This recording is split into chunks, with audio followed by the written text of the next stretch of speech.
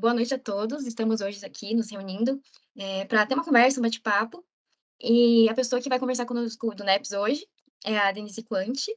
Ela tem graduação em enfermagem pela Universidade Tuiuti, pós-graduação em enfermagem do trabalho, mestrando na Universidade Federal do Paraná, e de experiência profissional, ela também é enfermeira na atenção primária da Unidade de Saúde Ouvidor Pardinho e enfermeira de ligação no Hospital de Clínicas.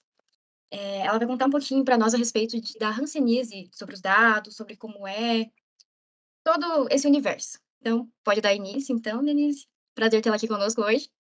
Boa noite, Celine. Muito obrigada pelo convite. É bem interessante participar dessas lives para poder esclarecer assuntos de relevância, como a hanseníase, por exemplo, que a maioria de nós não tem conhecimento suficiente e muitas vezes ou subestima ou trata a doença e os pacientes da forma inadequada, muitas vezes. Sim, imagino. E você pode contar um pouquinho pra gente, então, do que é a hanseníase? Sim, a hanseníase, ela é uma doença muito antiga. Então, os primeiros registros realizados foram nos tempos bíblicos. Embora a gente saiba que a hanseníase, muito provavelmente, ela teve origem pelo menos 600 anos antes de Cristo. Não se sabe precisar se na Índia ou na África. Alguns estudos dizem que é na Índia, outros trazem a África como o local de surgimento da hanseníase. Eu acho que o grande, ponto da hanseníase, enquanto história da humanidade, é exatamente essa questão do estigma, que desde os tempos bíblicos, eh, os pacientes ou as pessoas acometidas pela doença, elas eram excluídas do convívio social. E essa segregação era tão absurda que separava-se a mãe do bebê recém-nascido, se a mãe fosse portadora da hanseníase. Que a gente tem que entender que na época a gente nomeava como lepra. Então a hanseníase é inicialmente conhecida como lepra. No Brasil, essa nomenclatura mudou em 1995 com uma legislação que exatamente veio para reduzir esse estigma da hanseníase. A hanseníase é uma doença infecto-contagiosa, causada por um bacilo, o bacilo Mycobacterium leprae. É um bacilo muito parecido com o da tuberculose, porque é um bacilo ácido, álcool resistente. E diferente do bacilo da tuberculose, ele demora, de 2 até 10 anos incubando. Então a doença pode levar todo esse período para se manifestar. Ela é uma doença de evolução lenta e crônica. Eh, a transmissão é vias aéreas superiores, então, por espirros, pela fala, mas, por outro lado, essa transmissão só ocorre pelo contato íntimo e prolongado. Então, você entrou num local onde tenha um paciente portador de hanseníase, tratada ou não, você não vai ser infectado imediatamente, não é como o Covid, que também é de vias aéreas. Você precisa de um período longo de exposição e realmente um contato muito próximo. Então isso faz com que a hanseníase, ela seja muito intradomiciliar, dentro do domicílio a transmissão.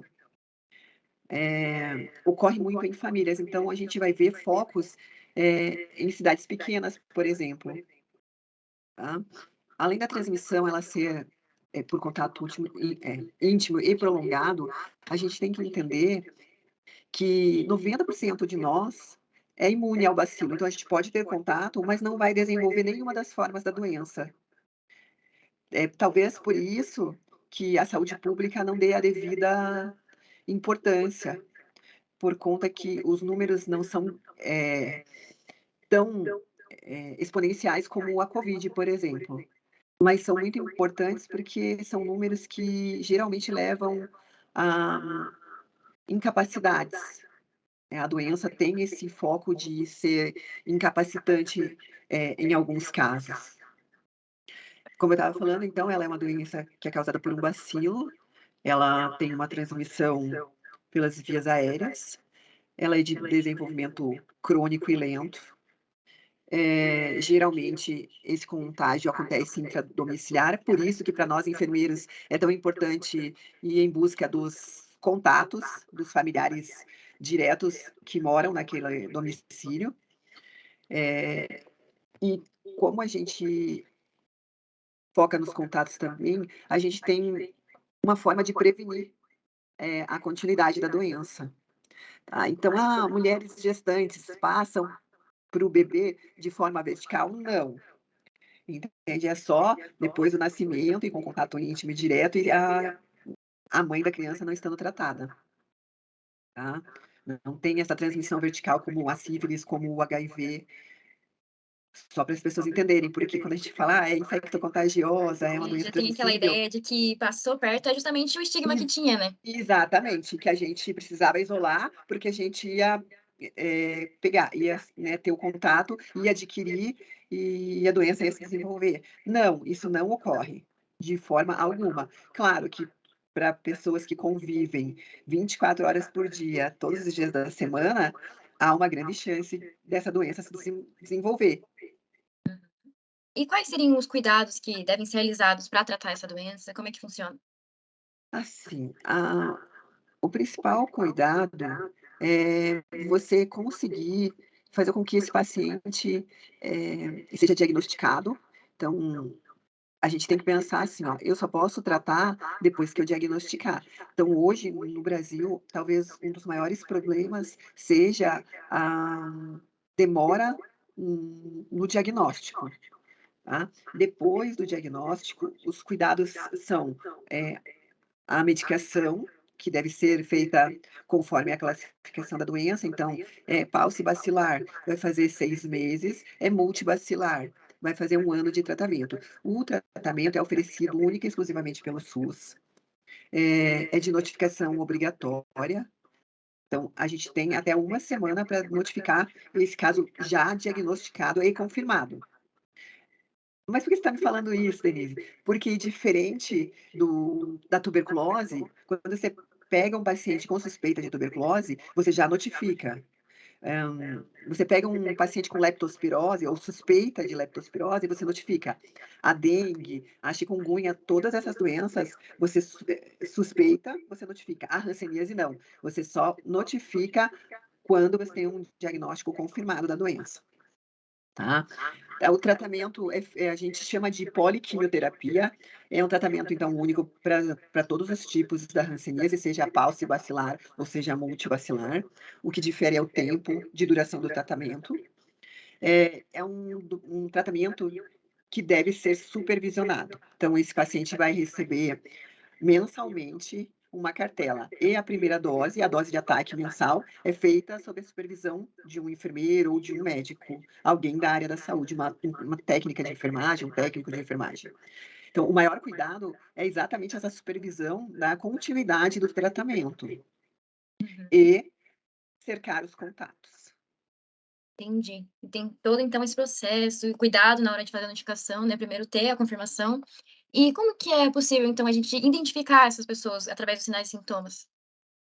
Então, a hanseníase ela é uma doença que primeiro acomete a pele, então os primeiros sinais e sintomas observados são muitas vezes as manchas na pele. Pode ter uma só? Sim, um paciente com diagnóstico de tuberculose, de hanseníase paucibacilar, vai ter uma única mancha, por exemplo. Crianças que têm hanseníase, entre os 2 e os 4 anos, ou entre o primeiro e o quarto ano de vida, geralmente tem uma única lesão na face, tá, e muitas vezes é paucibacilar.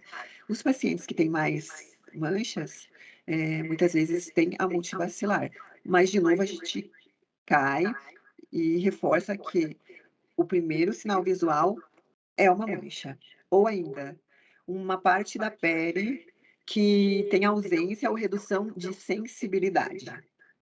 O paciente chega na unidade de saúde e tem uma mancha esbranquiçada, no braço, por exemplo. O que que você vai fazer? Eu já vou imediatamente perguntar: "Você tem sensibilidade nessa região? Você já avaliou essa mancha esbranquiçada?" O paciente vai responder sim, não. Eu posso fazer um teste para ver? Pode. Então tá, você vai pegar, um algodão, algum outro material junto e vai testar a sensibilidade desse paciente, sem ele ver, obviamente.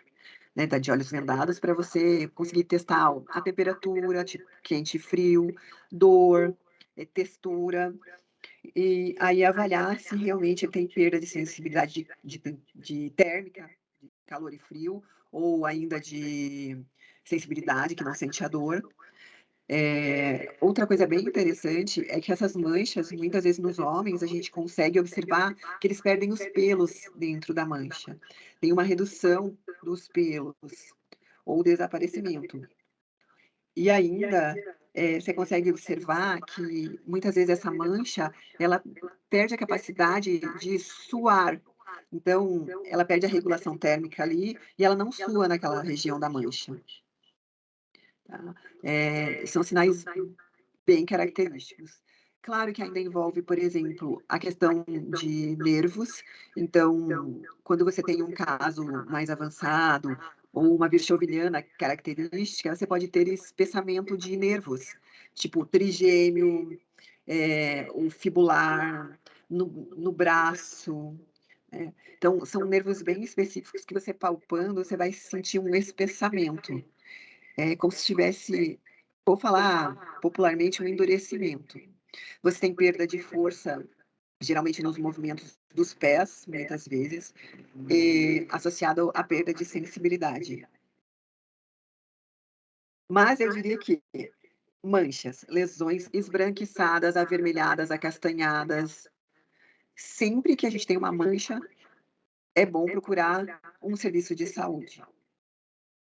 Entendi. E quais são as metas da OMS, da Organização Mundial da Saúde, né, que são estipuladas em relação à hanseníase? Então, as metas, elas vêm se atualizando, a gente teve uma meta que veio de 2016 a 2020, que era para, não digo zerar, mas chegar muito perto disso, o número de casos novos e o número de pacientes com, sequelas ou complicações da doença, ou incapacidades ainda que a gente chama, grau 2. Mas infelizmente, no Brasil, a gente não atingiu. Aliás, no mundo nós somos o único país que não atingiu o controle da hanseníase. Neste momento, a gente só perde, em casos novos para a Índia. Nós somos o segundo país na escala global, em número de casos novos de hanseníase. Então, como a gente não conseguiu atingir, não só nós, né, o Brasil, mas a África, países na África, na Indonésia, a própria Índia, a OMS estabeleceu um novo, uma nova diretriz, né, uma nova meta, que vai de 2021 a 2030. E ali está estipulado, 3 metas bem importantes, que é hanseníase zero, estigma zero e incapacidade zero.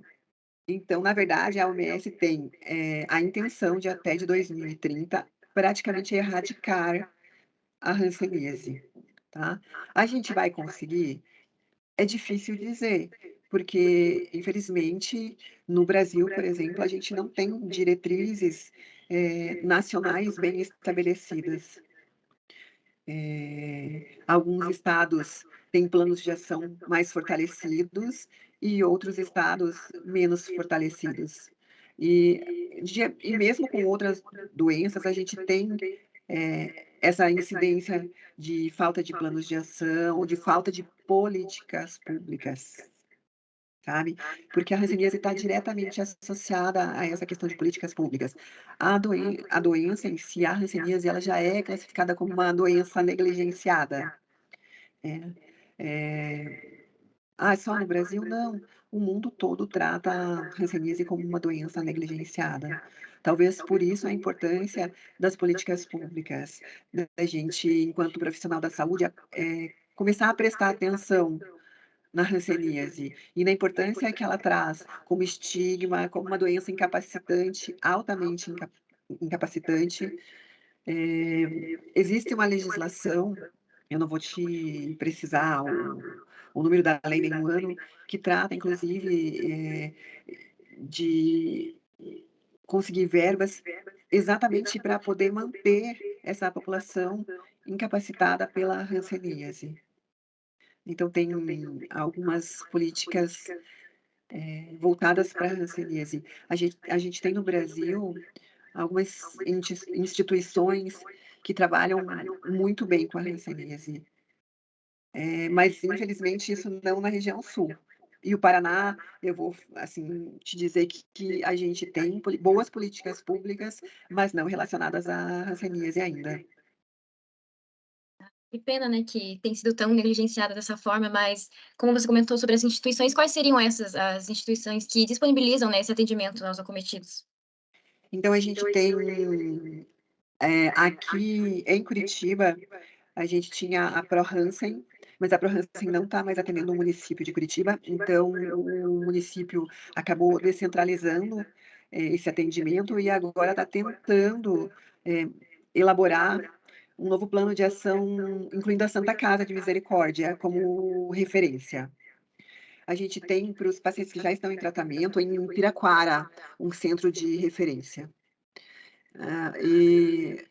Por exemplo, eu vou te dar um exemplo bem importante no Brasil, que é o Dona Libânia.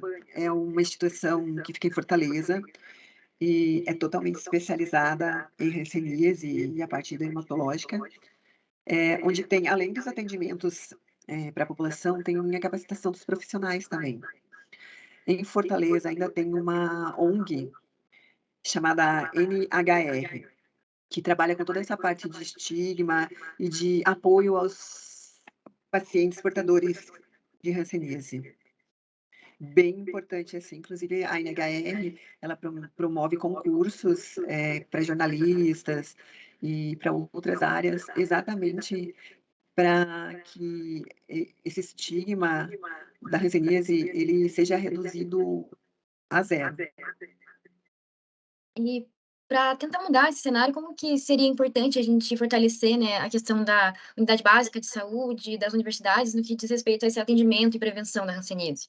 Bom, olha só, esse é o meu projeto de pesquisa, né, aí que entra a ideia que eu resolvi desenvolver, junto com a minha orientadora, a professora Dayana Calaf, que é um e-book, uma tecnologia educativa para auxiliar os profissionais da atenção primária. "Ah, Denise, é só para enfermeiros?" Não, ele vai ser focado inicialmente para os enfermeiros, mas acredito que essa tecnologia vai ser utilizada ou pode ser utilizada por médicos, por técnicos de enfermagem. Então, nesse e-book, eu vou elaborar todo um conteúdo de apoio para fortalecer esse trabalho com os portadores de hanseníase, né, de atendimento à pessoa com hanseníase. Eh, ele vai ter um conteúdo didático, claro, com a parte teórica, mas a intenção é fazer um e-book interativo, com podcast, com vídeos, com, jogos que levem à aprendizagem. Então, a gente está procurando, mudar esse foco da aprendizagem e trazer esse conteúdo da hanseníase, que é tão pesado, para um ambiente mais leve. Então, como que eu chego no diagnóstico? Como que eu faço esse diagnóstico? Como que eu, enfermeira, vou, eh, fazer as intervenções necessárias no dia a dia desse paciente? Como é que eu vou orientar ele? Como é que eu vou orientar com a medicação, a dose supervisionada? Quando ele chega para mim: "Olha, eu estou tendo reação, como é que eu faço?". Então tá, vamos estudar, não dá para parar o tratamento. Então, tudo isso a gente vai estruturar dentro do e-book. Vamos tentar tirar da prática a nossa maior necessidade para colocar isso, de forma leve dentro do e-book. Então, as dificuldades para diagnóstico, para estabelecer vínculo, porque esse paciente da hanseníase, ele precisa, é imprescindível o vínculo com a enfermeira. Eu preciso que ele confie em mim, enquanto profissional e pessoa, para que eu consiga ajudar ele. exatamente pelo estigma. Então, eu tenho que saber me colocar, eu tenho que saber fazer as intervenções corretamente, para que ele não se sinta mais estigmatizado, ou possa se sentir, eh, menos digno.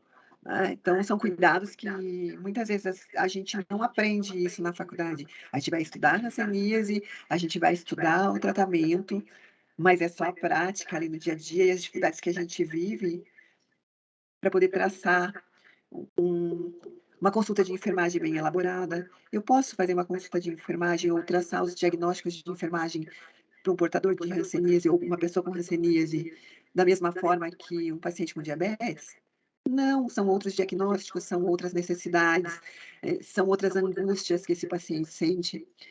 E é isso que a gente vai tentar trazer para esse book, com vídeos, com podcasts, com jogos interativos, com uma avaliação. A gente vai usar, ou pelo menos vai tentar, né, usar a tecnologia em favor do aprendizado mesmo. Muito legal, e é isso mesmo, né, conseguir trazer esse universo para de uma forma didática, né, justamente para esclarecer mais as pessoas, para que haja, né, todo um processo de planejamento, de estratégia, de comportamento adequado para conseguir tratar, né, as pessoas Exatamente. e também elucidar elas em relação como é o funcionamento da doença, né. Muito bacana mesmo, muito obrigada então, Denise, em nome do NEPS, estou aqui agradecendo você por essa participação, por esse momento de conversa, muito esclarecedor, muito importante, né. E se quiser dizer mais algumas palavras antes da gente encerrar. Eu que agradeço.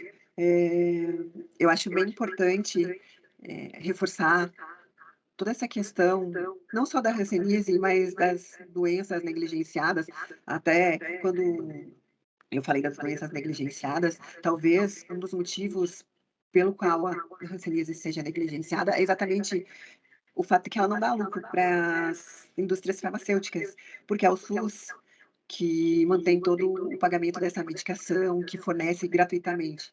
Então a gente tem o tratamento, a gente tem os profissionais, e a gente tem os pacientes com a doença. Eu acho que nada mais justo que a gente estude e tente, no ambiente acadêmico, realmente resolver, os problemas não só da sociedade, mas dos profissionais. Eu acho bem importante esse tipo de conversa também, porque a gente consegue atingir mais gente. Eu confesso para você que, quando eu comecei a estudar hanseníase, eu tinha um conhecimento bem básico, como a gente tem na faculdade. Hoje eu tenho outro ponto de vista, a gente poderia falar horas de hanseníase, e é o que eu te falei, 90% de nós tem imunidade, então a doença está relacionada a essa questão imunológica, coisa que nunca me ensinaram na faculdade.